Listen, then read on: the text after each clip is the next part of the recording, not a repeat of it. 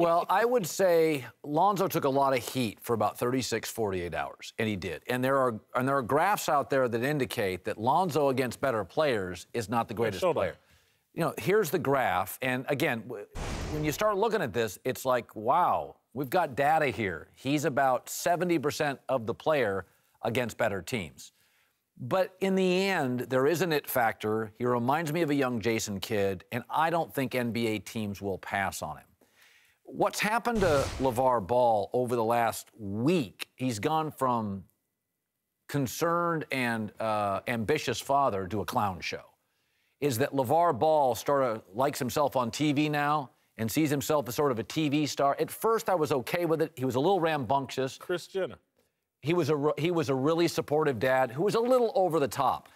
His last 2 TV appearances, now he needs to pull it back in. He's embarrassing. Like, if I was his son, I'd be like, Pops, on the way home, I'd be like, reel it back in, you're embarrassing me.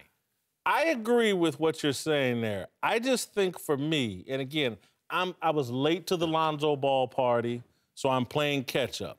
First thing, when I saw him, I was, oh, my God, I love it. Magic Johnson, the way he plays so smoothly and effortlessly. But the first time I saw him, I was like, man, this dude no defensive effort or intensity. And then De'Aaron Fox really exposed that and put 40 points on him. And I'm like, there's not a toughness and intensity to this kid that worries me. It shows up most acutely on defense. But when you get to the NBA, this nonchalant, the look on his face, something about it just doesn't add up to greatness to me. I want to see a little more intensity. Well, I think people now are starting to pick him apart because of the dad. Right. And if you don't like the dad, you can start looking at little single things. I wasn't late to the party. I knew he was one of the top players in coming from high school to college.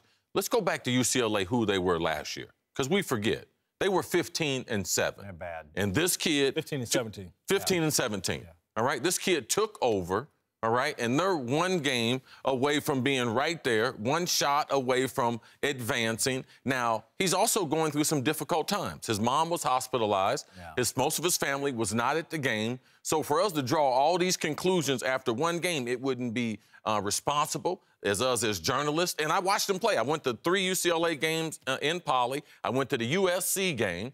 And he has a demeanor, don't be fooled, that is cool, calm, and collected. You know, he is not out of control. He is not like Russell, but he does play hard. He got matched up in the game. They played a lot of pick and roll. So he wasn't on Fox as much as people if you watched the game. So I think he's going to be a great pro. I don't think him or his dad lost in it. I think that people eventually, because now it's just about the kid's talent. We'll tune the dad out. It's about the kid's talent, where he's going to get drafted, and what he does in the NBA. Yeah, that's no what D in Lonzo. Yeah, definitely. Going into this NBA, he don't need to. Let's be honest. Too many people care about defense in the NBA. Russell Westbrook's not exactly light. He's not exactly Tony Allen. And listen, you're gonna stay off of Russ now. Listen, you're gonna stay. How about your boy James? Let's stop there. Yeah, let's stop there. But people picking holes in his game now, like you said, because his dad. His dad has put it out there now. This kid is this great. You put him up here. So now people start to pick holes in his game. Start to see what he can do, what he can't do, his deficiencies. Everything is going to be magnified now because his dad.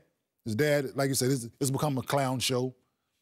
People put a mic in front of him. He has diarrhea of the mouth, it seems. Yeah. You open your mouth and stuff just go fall out, which is doing his kid an injustice, I think. Let his kid play, be the focal point, be the narrative here, and the other boys as well. But right now, like I said, he was going through a tough time. He had a bad game, so to speak, and they lost. But the kid can play. Let that be what people talk about. You know, Cris brought something up. My takeaway with UCLA, they were not only 15-17, like Cris said, because Cris turned me on to Lonzo early. He's like, because you went to the games, and I started watching because Cris told me about him. There's something that struck me with UCLA. They were the best offense in a decade in college basketball. Did you watch UCLA? They got Lonzo, a decent player, and I mean, if they walked into the Y, they wouldn't intimidate people. Like, that's one of the, I mean, that team was the best offensive team in a decade. Mm-hmm. You watch them play Kentucky, athletically outclassed. More assists than any other team in NCAA. Yeah. So when I saw Jason Kidd play in high school, he's okay. Like, but he's contagious. He's a pro. He's talking about going lottery. I saw Jason Kidd play in high school. Las Vegas, Desert Classic, I was in a gym. And I was like, he can't shoot. And about 3 seconds later, he made a full court bounce pass. And I was sitting next to like either Lute Olson or Tark, and he's like, nobody does that in high school. I will say this about Lonzo Ball. You played in the league, you know basketball. There is an it thing. He kind of floats offensively, and I know Kentucky beat him up, but it's not the first time Kentucky and their players have made a guy look bad. One of his peers put 39 on him, and the effort was no good. Out of the pick and roll and all that, the effort was poor. Getting through those screens, getting underneath those screens, getting over the top of the screen. The defensive effort was poor. Kentucky's pretty good. I agree, but when you're a great player playing against another 18, 19-year-old peer of yours, I thought it was a bad effort.